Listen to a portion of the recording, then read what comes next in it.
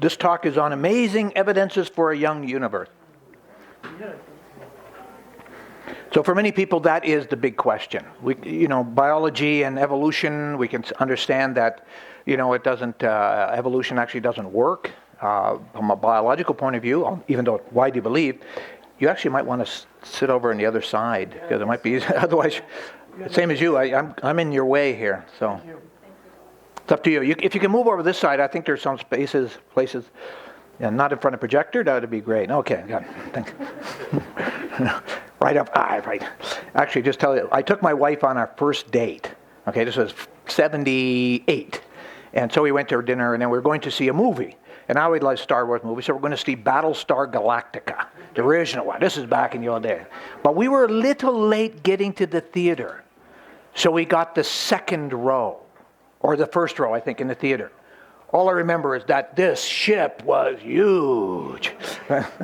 Don't be late for the theater. Okay, so for many people, the question has always been about the age. How old is the universe? We're primarily going to focus on the Earth. There's just so many evidences. Even on creation.com, we have over 101 evidences for a young universe, young world. But we're just covering a few of them now, just because of time doesn't allow us to go further than that. So, we already talked about Creation Ministry, Okay. So, in the evolutionary scenario, what's being proposed today is that about 13.8 billion years ago, there was nothing, and then it became something, and then it expanded ever since. This is widely taught and widely believed, and it will be so for quite a number of years. And so everything fits in with this evolutionary paradigm. The dinosaurs died out 65 million years ago, and on and on and on. Everything fits in with this paradigm. One of the reasons why everything has to fit in there, because it's the only paradigm allowed. In the scientific enterprise, academia, God is not invited or welcome. God has nothing to do with anything. So if you would believe in God, that's up to you. That's outside of any academia. Even if you propose things like an intelligent design theory, the idea that what we see in the world has been intelligent designed, not allowed. Simply because everything had a natural explanation which has without God in it. So that is a bias, obviously, in the academia and in the scientific world. Wasn't always there, but it is where it is now. On the other hand, we have a biblical account which tells about 6,000 years ago, God made everything, and there was a global flood about 4,500 years ago. The global flood is very, very significant. It isn't just about the creation week 6,000 years ago. The global flood changed everything. And one of the things that is also not allowed in the scientific academic circles is a global flood. Why? Because a global flood smacks, of course, the biblical account of in Genesis of God judging the world. But the other thing is that the global flood would have accelerated processes that would have in a matter of a very, very short period of time, which would have otherwise taken millions of years. So, for example, continental drift. The idea that the continents are drifting apart from each other, and if you do satellite measurements, you will see that the Africa and South America are drifting more or less roughly about a centimeter per century. They're moving apart from it. It's called the idea of continental drift. So you extrapolate that in time. If it takes a centimeter a century to create that entire span that we have now, it would take millions and millions of years. But if you have a global flood, it's going to separate those continents very rapidly in the order of years. And so you won't need those millions of years. You will just need the thousands of years, which brings it back into the realm of the biblical account being true. And of course, that's not allowed. So therefore, going to go with long uniformitarian practices. The other thing is the fossil record. In the sedimentary rocks are buried all these fossils. Dinosaurs and fish and mammals and all these things that are dead, of which we have fossils of. And so that tells us about things that are about death. Obviously, they're all dead. Okay? But also about suffering and diseases. They find Tyrannosaurus rex fossils with cancers and tumors. So these creatures were subject, and also holes in them where other dinosaurs had bit holes into the Tyrannosaurus rex and other creatures. And carnivory, animals eating others, and all kinds of things happening, all of this in the sedimentary rocks. But what does that sedimentary rock tell us? If it took course over billions of years, then it's, of course, a record of history, but it's a record of who then made this. Now, if you say it's from natural explanation, you don't have a moral question. But if there are people who say, no, I like this idea of these sedimentary rocks laid over millions or billions of years, I'm going to say that God did that. That's how God created the universe. He used evolution. And there are people today who say that and are teaching that. So if it is true that all this took place over billions of years, then the question is, who is responsible for all this death and pain and disease and extinction and suffering? If you say it is God, then you've just said theistic evolutionists, those who claim that God used evolution, must conclude that it was God, and specifically Jesus Christ, who then brought all of this into the universe. You understand my point here? That if you say that God used evolution with its attendant suffering and disease and death over billions of years, then you're laying all of this at God's feet and saying, look at what your God did. And that's the question. Even Charles Darwin, he went to Cambridge University. You know what he studied there? Theology. He didn't even accept this idea. He said, I cannot believe a God who would do something like this to bring such a disease and suffering into the universe. And yet there are Christian theologians and teachers who go around saying, yeah, God did this. He used evolution. Why would he do this? And when he explicitly said he didn't. Why are people putting words in God's mouth? Because they think that the scientific theory is so sound and so compelling that we have to modify the Bible to fit. That is a very dangerous thing to do.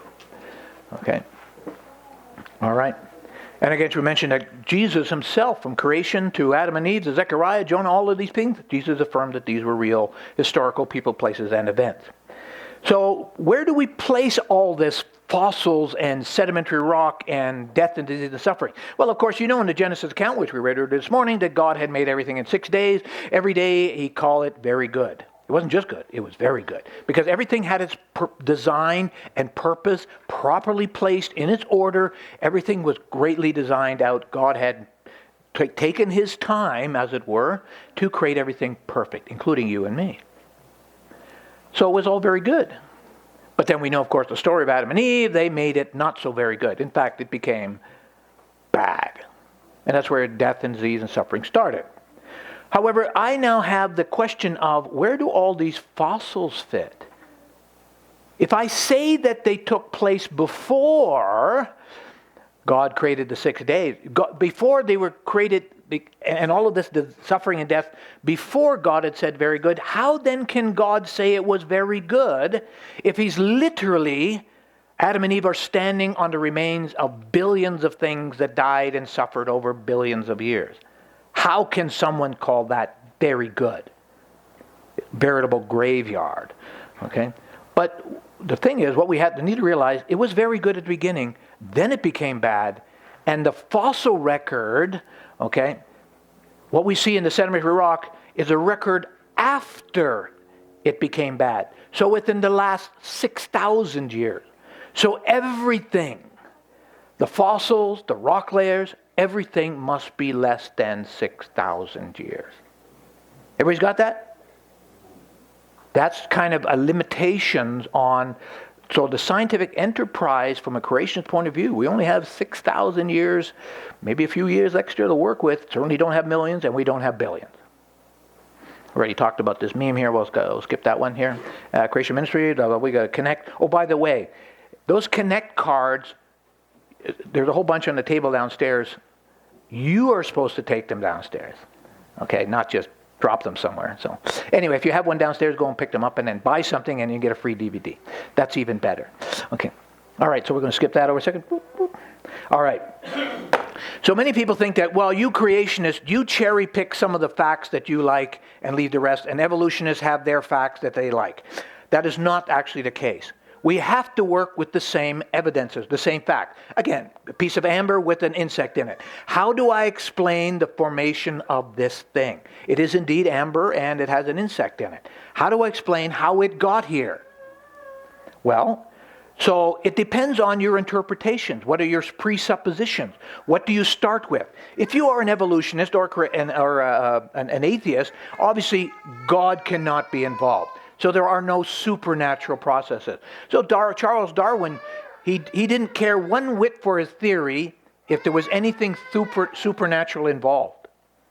So he set the conditions for evolutionary theory. God had nothing to do with this.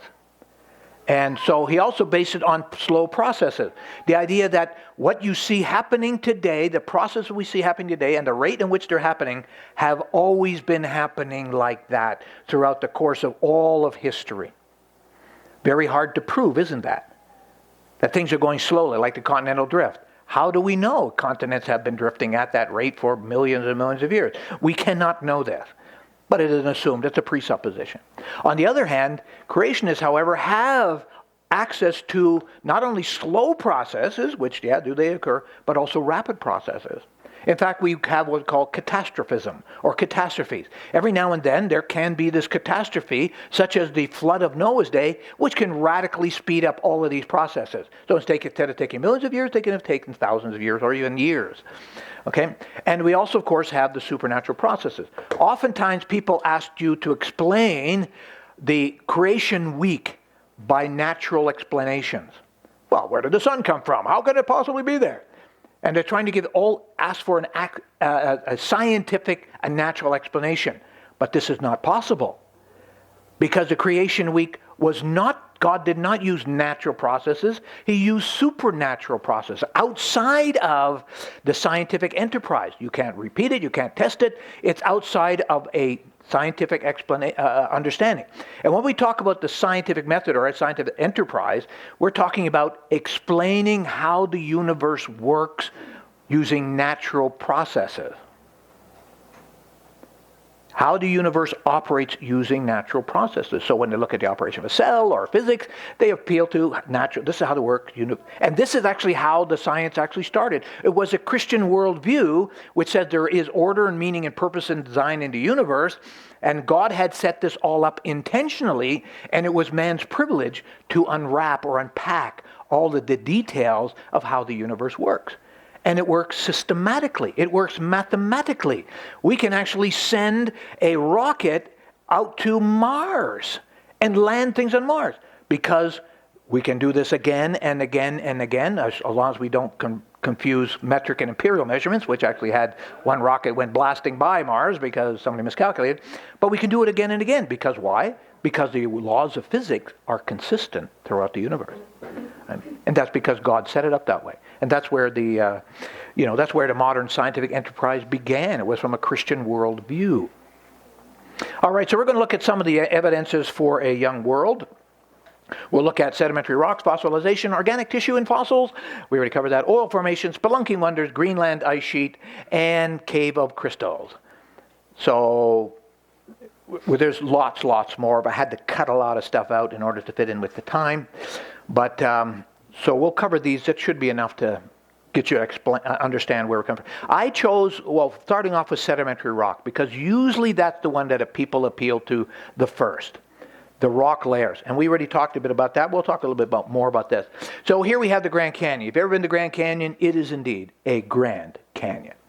But you have to climb up. I was going from Phoenix, heading north, climbing, and getting higher and higher altitude until about 7,000 feet altitude. I'm looking, where's that canyon? Oh, it's down there. Right? It's actually you have to climb up to see down. Right? And it was awesome. I mean, it's just big and grand. And so that was the South Shore. Like 2019, we went from Utah down to the North Rim. Awesome.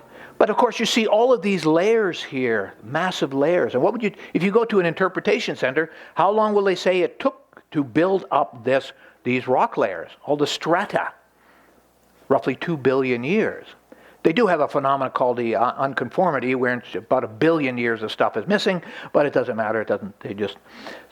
But anyway, it's a huge canyon. So was this created during slow processes or fast processes? We already talked a bit about that earlier.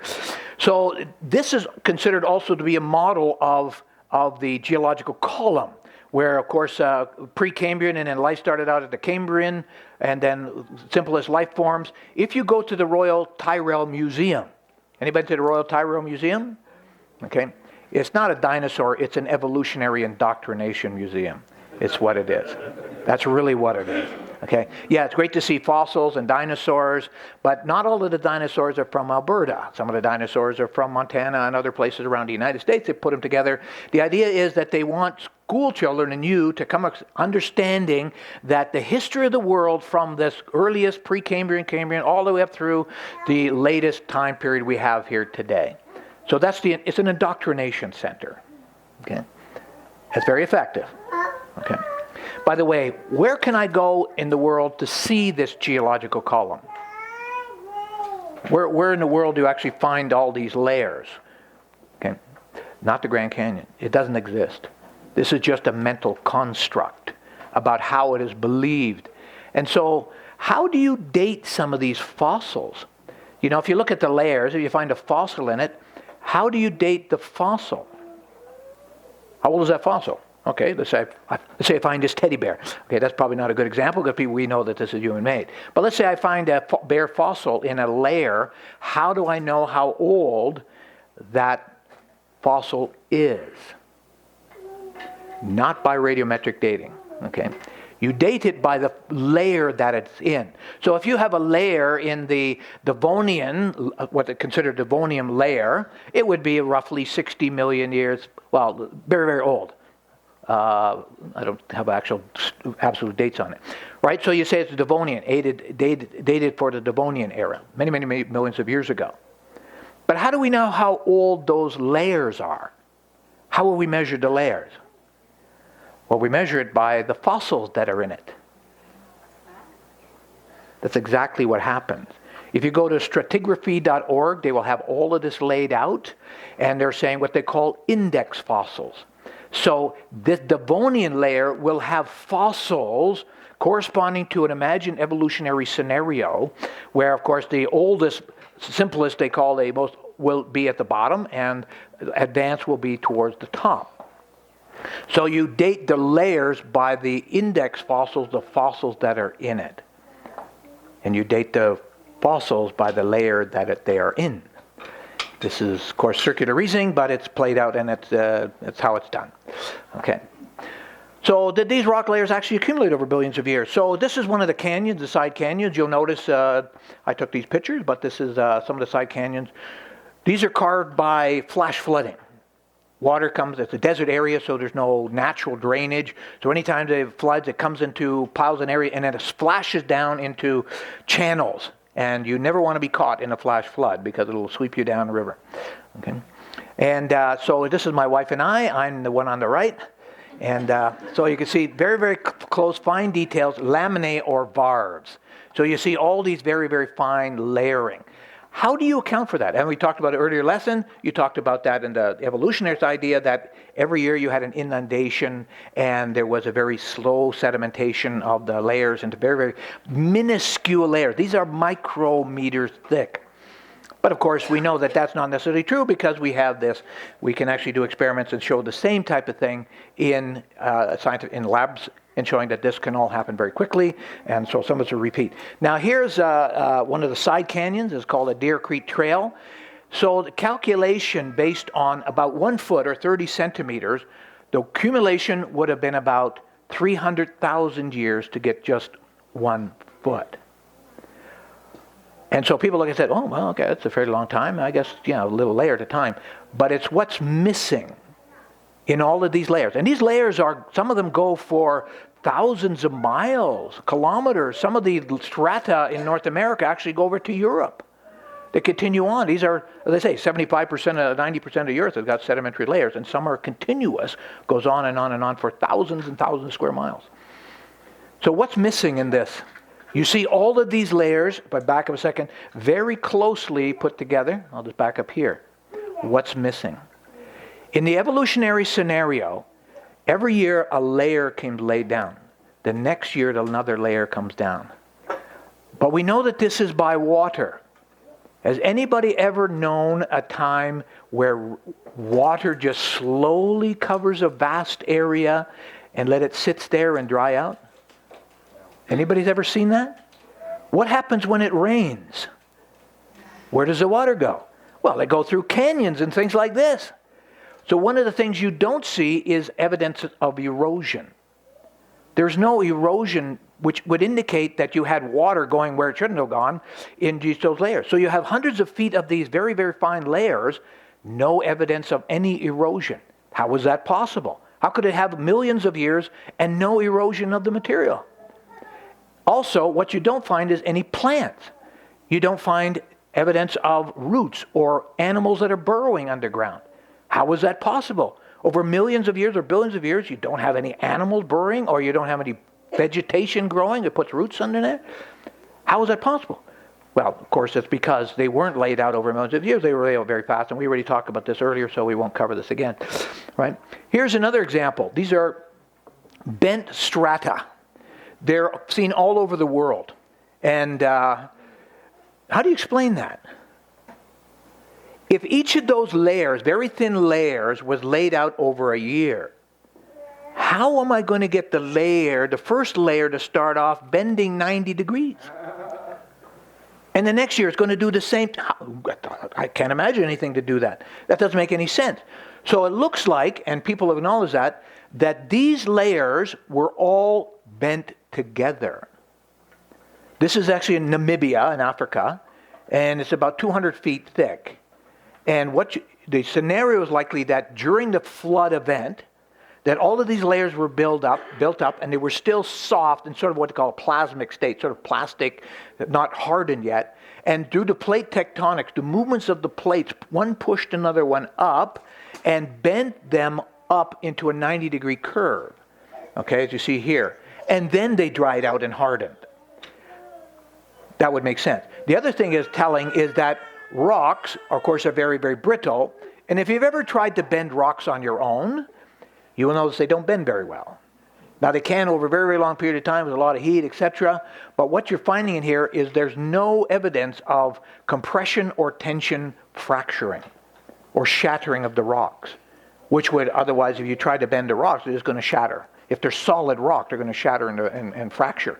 But there's no evidence of this, which indicates that they were all bent together in one mass, indicated that they were not hardened, fully hardened. You see this all over. You see them folded, like sometimes like I liken it to saltwater taffy. You know how the things flip around and give that type of thing. You'll see those type of rock formation. How do you account for them? Well, they must have been soft. When would rocks have been soft, this much rock, when they were wet? How do you get wet? Well, as you see, a flood event would have taken that. The other thing we have here is polystratic fossils. These are petrified trees that actually go through many, many layers of rock strata. Now, ostensibly, these trees were alive. Obviously, it would have had to be alive to keep growing. But if the rock layers here, if these are taking place over millions and millions of years to accumulate, how do I account for the tree growing up through these layers? That means the tree would have had to have been literally millions and millions of years old. How is that possible? Or else, all of these rock layers were formed simultaneously. A tree happened to be stuck in vertically position and stayed there, and they all fossilized or petrified together. That would make sense. You can actually see these in Joggins, Nova Scotia, in the Bay of Fundy. A number of years ago, I remember a guy on another creationist, Ian Juby, had gone there, taken some pictures, and he had showed some polystratic fossils. I said, one day I've got to go there. And it's a little bit out of the way, but I had a speaking engagement in Nova Scotia, so I drove over there, and I went to Joggins. That's a UNESCO site. And so they had a tour guide who's taking us around, and I said, I'm looking for all these polystratic fossils. There's hardly any left. I said, what happened to them all? He says, well, the tides are from the Fundy are the largest in the world. And so every day, twice a day, they come up and they wash against the shore and they wash rocks down. And so all these polystratic fossils, which were there one time years ago, are now just piles of rock. Oh, man. So I'm just seeing a few left. He says, you see that house over there? I said, yeah. He said, it's coming very close to the shore's edge. I said, yeah, a few years it's going to be in the water. He says, yeah. He says, I grew up in this area, and about 50 years ago, it was about 100 feet in front of shoreline, in front of the house. So every year you can see that the tides, which are huge, are beating against the rock, crumbling the rock, and you see all kinds of rocks all over the place. And so it's wearing away the shoreline. So I'm thinking, within your lifespan, within 50 years, you've seen 100 feet eroded. What does that tell you about how fast this is eroding? It's very, very, very fast. And I should have been there a few years earlier. I could see these polystratic fossils, but they're not there. Okay, we also talked about dinosaurs, and we talked about fossils, and fossilization be very, very fast. Okay, now Charles Darwin, he was talking about fossilization as well. He thought, well, because fossilization is supposed to take a very long period of time, tens of thousands of years according to, National Geographic, he says you're never going to find a fossil of an invertebrate. In other words, a creature which doesn't have bones or backbones.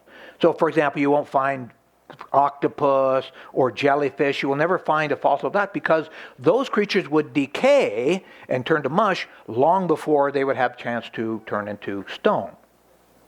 However, we do have such creatures as fossils. Here we have a fossilized octopus, and the lady is painting a picture with reconstituted ink from that octopus. To take some of that, you see that black spot in the middle on the right-hand side? That's dried up ink. She's able to reconstitute it with water, etc., and then she painted the picture of the octopus. Okay. But according to evolutionary theory, this should never have happened. Why? Because when octopuses die, they're invertebrates, they start to turn to decay right away. And so this indicates that the fossilization process is a very rapid process. Okay? Obviously fitting with the biblical time frame. And mentioned previously about the fossil teddy bear. So my son actually did a PhD in Cambridge in math and physics. And parents live vicariously through their children, of course. But I got the hoodie. But so there's a place called Knaresborough, and there's Mother Shipton. If you've ever been there, it's an interesting place. So there's this waterfall called the Petrifying Well. It's not really that scary. Anyway. Okay, so they hang things in the waterfall, very high in calcium carbonate, and slowly that calcium impregnates and inside these things like John Wayne's hat. And these various slippers, something which is porous, relatively porous, including things like these fossil teddy bears or the soft teddy bears, which after 3 months become hard. As you see here, they turn into a fossilized teddy bear. Okay, so it's an indication that there's a very rapid process. You can actually go online, buy the Mother Shipton. You can actually order these online. They're about 30 euros at that time. I spent a lot more money to get that. So we also talked about dinosaur fossils, organic material, indicating. And this as well. Well, we talked about a lot of stuff. Okay.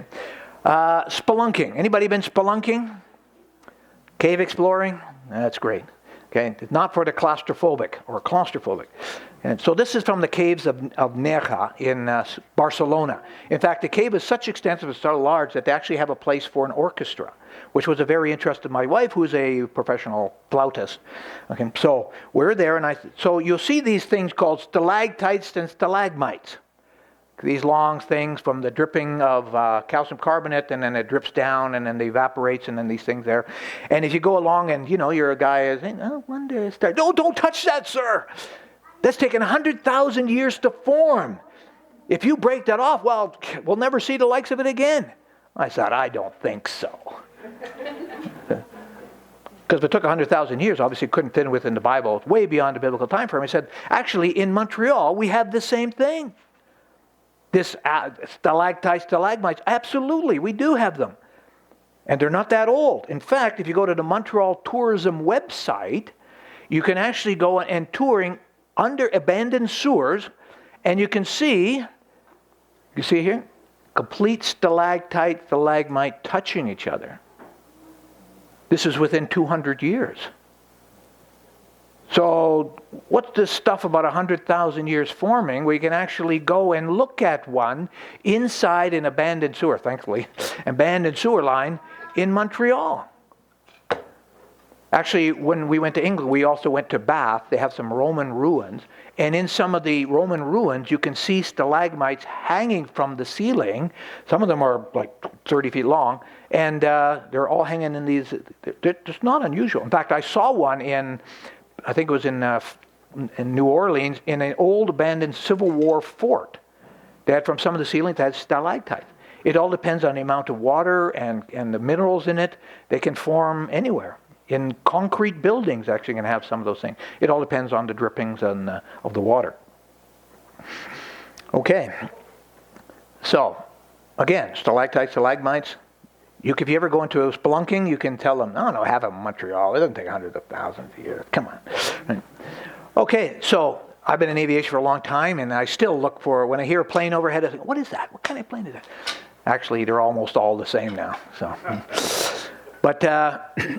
So in 1942, in order to support the war effort in Europe, the Americans had sent over some fighter and a bomber, a B-50, B-17, and a bunch of P-38 Lightning, which were the most advanced night fighters they had at that time. So they were flying over Greenland, because they had to make through the northern route, and they ran into inclement weather in which they had to land on the glacier, on the ice cap of Greenland. And fortunately, everybody survived because they managed to land, but they could never take off again. So the planes were abandoned there. And slowly the snow built up and covered them and buried them. So they knew exactly where they were. And about in the 90s, somebody thought, well, if the planes are in relatively good condition, obviously they're not making them anymore, maybe I can recover some of those planes. Because, so they thought, well, maybe you can dig one out. So the question then is how deep are they in the ice on Greenland? So they did some investigating, and they looked and saw, well, how fast does ice accumulate? So they went into, well, I'm presuming so they figured out how deep it would be. So the Greenland ice sheet, which ties a lot into the global warming question, right? The ice sheet, they said, well, it's between 2 and 3 kilometers thick, 2 and 3,000 meters thick, obviously very, very thick. So they said it's about 100,000 years old, according to the evolutionary timeline, which is too long for us, but okay, which roughly gives about 6 centimeters per year of compressed ice accumulation. So they figured, well, 6 centimeters per year, let's say it's 50 years, so let's say it's about 10 feet or 9 or 3 meters deep. 3 meters, 10 feet deep, that's not a problem. We'll get our pickaxes and our warm coats and our mucklucks or whatever, and we'll go hack our way down to the perfect. All right, so guys at the Texan got up there with the crew, and they started chipping away. All right, so they started chipping, and they found instead of being 10 feet deep, it was 278 feet deep. Whoa, okay, that was a little bit deeper than their axe would go, than their shovel. So National Geographic covered this in an issue, I'm not sure when, but a hole about 2 meters diameter, and they dug it down 278 feet. They went down there, excavated around the plane, they disassembled the plane, they pulled it all out, and actually they got flying again. So, but obviously a lot more effort than they expected. 10 feet, maybe they got more, 1, 2, 3, 4, maybe they got more planes out, but 2, okay, no, 1's enough. We did it, and that's it. Okay, what happened? Why was it so different from what they imagined? Well, obviously the calculation was off, right? So according to the evolutionary view, it should have taken 100,000 years to accumulate all this material. But actually, the measured rate, 278 feet in, let's say, 50, 60 years, a lot faster. In fact, it's 28 times faster than they was imagined. 28 times faster, which means that instead of these ice form, the Greenland ice sheet forming in 100,000 years, it could have formed in under 2,000 years. Or about 1.7 meters per year. And this ties into the global warming debate. Why? Because they use ice core samples from Greenland and Antarctica. And they say, well, based on our ice core samples, we can see all the layers. This happened 50,000 years ago, 30,000 years ago, and then they do all the calculation based on that. But they're 28 times off, which means they had to, it's wrong. Okay, it's just plain wrong. And they did manage to get an airplane flying in various air shows called the Glacier Girl. And, oh, that's a cool plane. Oh, yeah. Right. All right, what do we got left? So I was on the internet once, and I was just looking, and I came across this site. Naturalis Historia, I thought. The Nika Cave of Crystals is a giant problem for young Earth. Dun, dun, dun. Dramatic music, I'm adding that in. But so this page, now this is guys apparently exploring the intersection of science and faith in the spirit of John Ray. I don't know who John Ray is, but we're going to look at what he says. It says, initial estimates of the age of the crystals range from hundreds of thousands to possible millions of years. So what it is in, I think it's in Nicaragua or someplace like that. Actually, this is on a movie in Amazon Prime, if you want to look at that. Amazon Prime has a movie about this. And so apparently, the mining company was digging very deep down into the earth. And of course, there's lots of water under the earth. And so they were coming across all this water, and they were pumping out the water. Very hot, 58 degrees Celsius down there. Very hot. So they were mining down there, and they came across these crystals. Can you see the guy here? Right? So further went to BBC Earth, and they say around 26, I got to use Attenborough's voice here, 26 million years ago. Right? Anyway, so very slowly, over hundreds of thousands of years, these crystals formed. So I thought, well, that's very interesting, because that doesn't fit with that would be a real problem for the creationist worldview. Well, thousands of years ago, it took millions of years or hundreds of thousands of years to form these crystals, if that was true. So I thought, well, let's just further investigate. Let's see what happened. And here you can see the guys here. You see the people? They had to be in specially temperature-controlled suits, almost like space suits, to keep them cool. They could only be in there about a half an hour, because the heat would just continue to rise, and they'd be like a lobster in boiling water. Okay, they'd be cooked. And so they said the conditions were perfect. By maintaining the temperature just below 58 degrees for a very long time, you get very big, very few big crystals. Actually, it's quite an extensive formation underneath there, and they were trying to see how far it goes, but they couldn't actually do it. But you can see some of these crystals are up to 30 meters long, 65 feet long crystals. Awesome.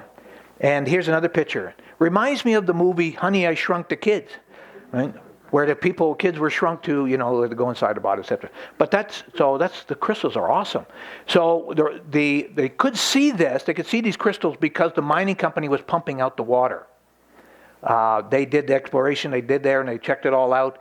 And then a mining company says, we can't afford to keep this thing dry. So it's now you can't go in there anymore. It's all been water's gone back in there. But as I say, on Amazon Prime, and I'm not sure where else you can actually see the movie about the caves of Nika, the Nika caves, Naica.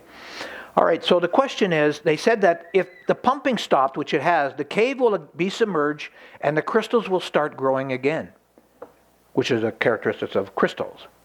So then the question is asked: how fast do crystals grow? Does it take 100,000 years or millions of years to grow crystals like this? That's the question, isn't it? Well, how do we do that? Well, let's go and do some experiments. So I went on Amazon. I looked up a crystal growing kit.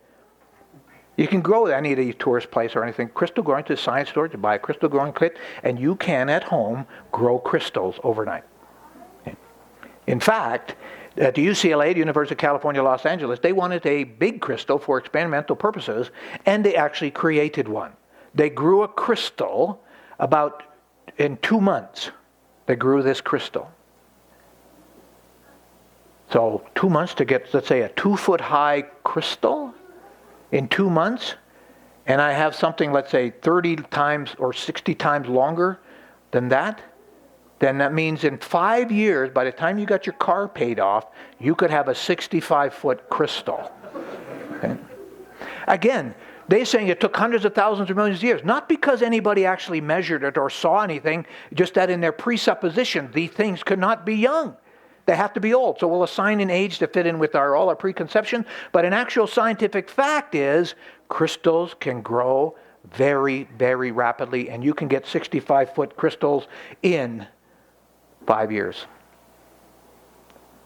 So rather than being a major problem for the young Earth, it's actually become a major problem for an old Earth. Because now he has to explain how crystals only grow at an incrementally fine rate, except when kids can do it a lot faster. That is the problem. All right, well, there's more to be said, but we aren't going to say it. We covered all of these things, and we can conclude that, and there's many, many more evidences that demonstrate that not only that the earth is young, but many of the features actually could be not in millions and millions of years. Again, lots of stuff to cover. So we have, again, back to it. Where do we place all of this stuff? How the scenario is that there was very good. Adam's sin brought bad things in the world, and what we see in the fossil record, largely the fossil record by Noah's flood, the flood of Noah's day, fossilized all that, created the sedimentary rock. This is what we uncovered today. All that took place since Adam's sin and in the last 6,000 years. Okay. And talk about Creation Magazine. If you haven't signed up, we'll still allow you to sign up and you get your free magazine and free DVD.